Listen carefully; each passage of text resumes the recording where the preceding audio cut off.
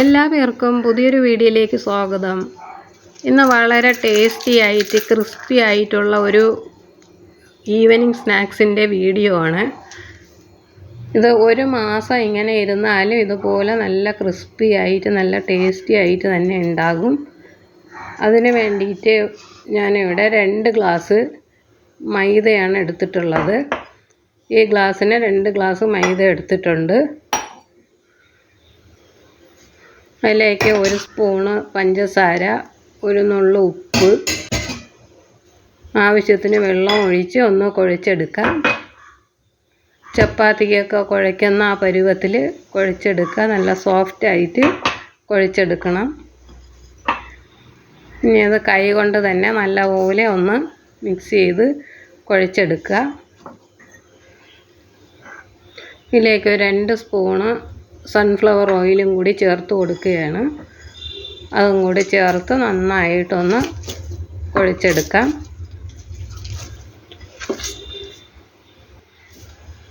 ഇപ്പം പാകത്തിന് കുഴച്ചെടുത്തിട്ടുണ്ട്. ഇതിലേക്ക് ഞാൻ കുറച്ച് എണ്ണയും കൂടെ തടവി ഒന്ന് മാറ്റി വയ്ക്കാം. ആ സമയം കൊണ്ട് ഇതിന് ഫില്ലിങ്ങിന് ആവശ്യമുള്ള സാധനങ്ങളൊന്ന് റെഡിയാക്കി എടുക്കാം.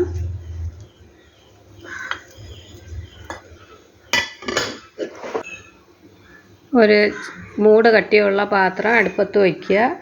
അതിന് ശേഷം 1 സ്പൂൺ നെയ്യ് ഇട്ട് കൊടുക്കുക. കുറച്ച് കാഷ്യൂനട്ട്, മുന്തിരിപ്പഴം, 1 ബൗൾ തേങ്ങ അതൊന്ന് പൊടിച്ചെടുത്തതാണ്. മിക്സിയിൽ തിരുകാതെ തന്നെ അരിഞ്ഞിട്ട് മിക്സിയിൽ പൊടിച്ചെടുത്തതാണ്. അതൊരു ബൗൾ എടുത്തിട്ടുണ്ട്. അതും കൂടെ ഇട്ട് നന്നായിട്ടൊന്ന് മൂപ്പിക്കുക. ഇതൊന്ന് മൂക്കുന്ന സമയത്ത് തന്നെ ഒരു 2 ഗ്ലാസ് അവലും കൂടി അതിലേക്ക് ഇട്ട് കൊടുക്കാം. അവൽ നല്ല ക്രിസ്പി ആയിട്ട് വറുത്തെടുക്കണം. നമ്മൾ കയ്യിലെടുത്ത് പൊടിക്കുമ്പോൾ നല്ലപോലെ പൊടിഞ്ഞ് കിട്ടണം. ആ ഒരു പാകത്തിന് വേണം വറുത്തെടുക്കേണ്ടത്. എങ്കിൽ മാത്രമേ എത്ര നാളിരുന്നാലും ആ ക്രിസ്പി ആയിട്ട് അകവും പുറവും ഉണ്ടാവുകയുള്ളൂ. ഇപ്പോൾ ആയിട്ടില്ല. നമ്മൾ കയ്യിലെടുത്ത് പൊടിക്കുമ്പോൾ നല്ലപോലെ പൊടിയണം. ഇപ്പോൾ അവൽ റെഡിയായി വരുന്നുണ്ട്. ഈ സമയത്ത് കുറച്ച് എള്ള് കഴുകി എടുത്തതും കൂടി അതിലേക്ക് ഇട്ട് കൊടുക്കുകയാണ്. കറുത്ത എള്ളാണ്. അതും കൂടെ നന്നായിട്ടൊന്ന് വറുക്കുക. ഇതെല്ലാം ഒരേപോലെ നല്ല ക്രിസ്പി ആയിട്ട് കിട്ടും. ഇതിലേക്ക് കുറച്ച് ഏലക്കാപ്പൊടിയും കൂടി ചേർത്ത് കൊടുക്കുകയാണ്.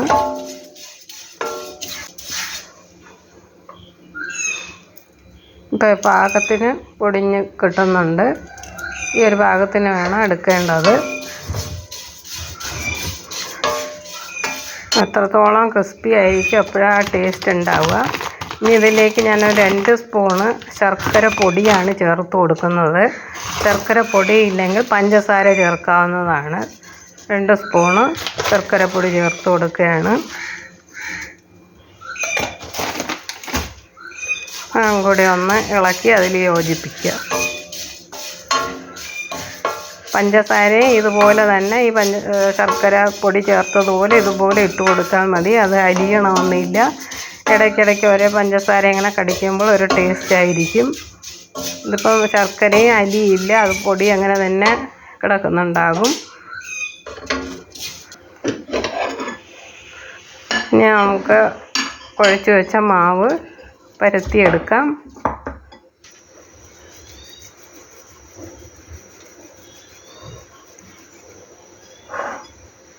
ചപ്പാത്തിക്ക് എടുക്കുന്നത് പോലെ ചെറിയ ഉരുളകളാക്കി പരത്തി എടുക്കാവുന്നതാണ്.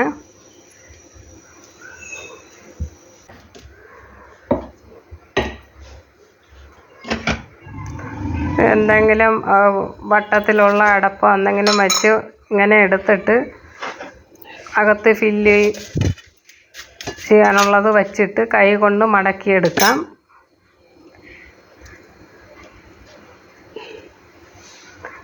ചെറുതായിട്ട് കിട്ടും. ഇനി വലിയതായിട്ട് വേണമെങ്കിൽ വലിയ അടപ്പ് വെച്ചെടുക്കാവുന്നതാണ്. ഇല്ലെങ്കിൽ അതിൻ്റെ അച്ചിൽ വെച്ചിട്ട് മടക്കിയെടുക്കാവുന്നതാണ്. വളരെ ഈസി ആയിട്ട് അത് ചെയ്തെടുക്കാൻ പറ്റും. ഇതുപോലെ തന്നെ പരത്തിയിട്ട് അച്ചുണ്ടെങ്കിൽ അച്ചിൽ വെച്ചിട്ട് ഫില്ല് ചെയ്ത് എടുക്കാവുന്നതാണ്. ഇതുപോലെ ഒന്ന് പരത്തിയത് അതിനകത്തേക്ക് വെച്ച് അതിൽ ഫില്ലിങ് വെച്ച് മടക്കിയെടുത്താൽ മതിയാകും.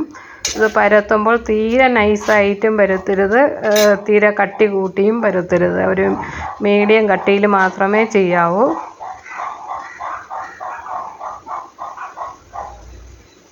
ഇങ്ങനെ ഒന്ന് എടുക്കാവുന്നതാണ്. വളരെ ഈസി ആയിട്ട് ചെയ്തെടുക്കാൻ പറ്റും.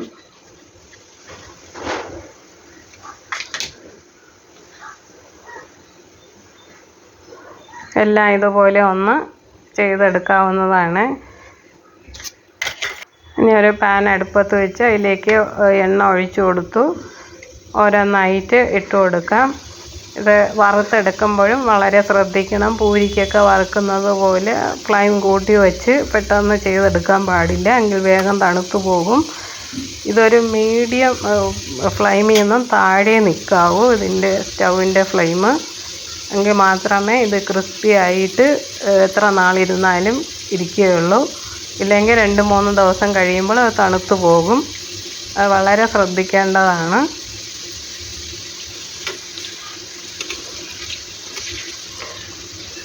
മറിച്ചും തിരിച്ചും ഇട്ട് കൊടുക്കുക.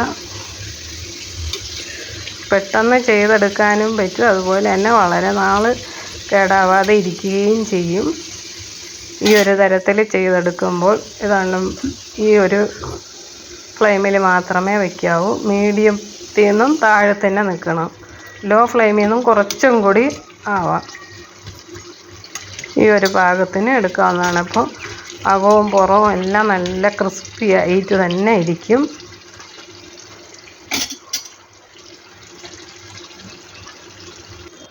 ഇനി ഇത് കോരി മാറ്റാവുന്നതാണ്. എല്ലാം ഇതുപോലെ ഒന്ന് വറുത്തെടുക്കുക. എല്ലാം ഇപ്പോൾ പാകത്തിന് വറുത്തെടുത്തിട്ടുണ്ട്. ഇതിനി ഒന്ന് പൊട്ടിച്ച് നോക്കുമ്പോൾ തന്നെ അറിയാം നല്ല ക്രിസ്പി ആയിട്ട് കിട്ടും. കുട്ടികൾക്ക് വളരെ ഇഷ്ടപ്പെടുന്ന ഒരു പലഹാരമാണിത്. ഇത് ചായയോടൊപ്പം ഒരു 2 എണ്ണം കഴിക്കുമ്പം തന്നെ വയറ് ഫുള്ളാവും. എല്ലാവർക്കും ഈ വീഡിയോ ഇഷ്ടപ്പെട്ട് കാണുമെന്ന് കരുതട്ടെ. Thank you.